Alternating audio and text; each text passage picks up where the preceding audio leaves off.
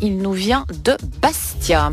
C'est un ruthénien qui vient de Rodez, Absolument. qui est originaire de Exactement. Rodez. On sait plein de choses sur lui.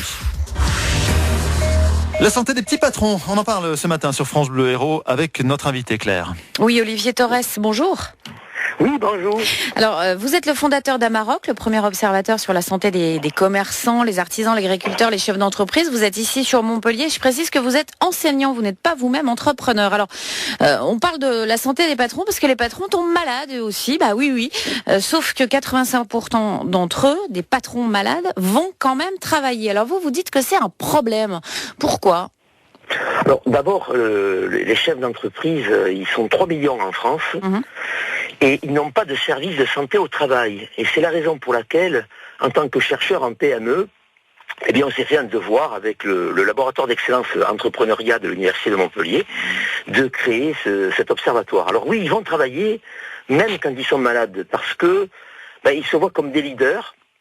Ils ont une responsabilité et ils ont le sentiment que s'ils ne vont pas travailler, leur entreprise ne va pas pouvoir continuer à tourner sans eux.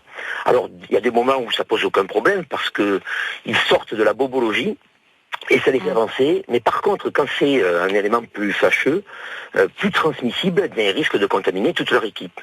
Ah oui, ça c'est un problème à court terme effectivement et à long terme ou à moyen terme, j'ai envie de dire, est-ce qu'ils peuvent mettre finalement paradoxalement leur entreprise en danger ? Alors les chefs d'entreprise globalement ont une bonne santé. Ce sont des gens très optimistes, très endurants, qui ont le sentiment de maîtriser leur destin et ça ce sont des facteurs qui sont bons pour la santé. Mais ce qu'on a pu observer, c'est que notamment dans une PME, quand l'homme ou la femme qui dirige a un grave ennui de santé, effectivement, ça perturbe tout le système d'organisation. D'accord. Alors qu'à l'inverse, dans un grand groupe, si vous savez, quand Christophe de Margerie est décédé d'un accident d'avion, 48 heures après, le groupe total l'a remplacé. Dans une PME, c'est pas du tout le cas. Et alors, justement, la région est particulièrement concernée puisque le Languedoc-Roussillon, c'est, pas, pour pas dire 100%, 99% des PME, des petites et moyennes entreprises. Tout à fait.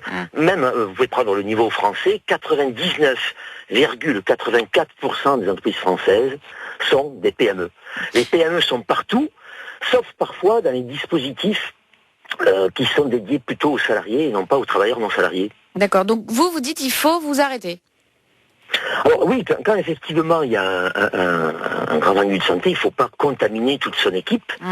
Maintenant, le grand message de mon observatoire à Maroc, c'est de dire continuer à entreprendre. Oui. Parce qu'entreprendre, c'est bon pour la santé. D'accord. Alors, est-ce qu'il y a une évolution, par exemple Emmanuel Macron, le ministre de l'économie, qui dit la vie d'un chef d'entreprise, c'est plus dur que celle d'un salarié. Est-ce que c'est le signe d'un changement de mentalité, finalement ? Écoutez, ça fait 4 années que je parcours toute la France. J'ai réalisé plus de 400 conférences avec mon équipe et on ne cesse de dire effectivement qu'il existe une souffrance patronale.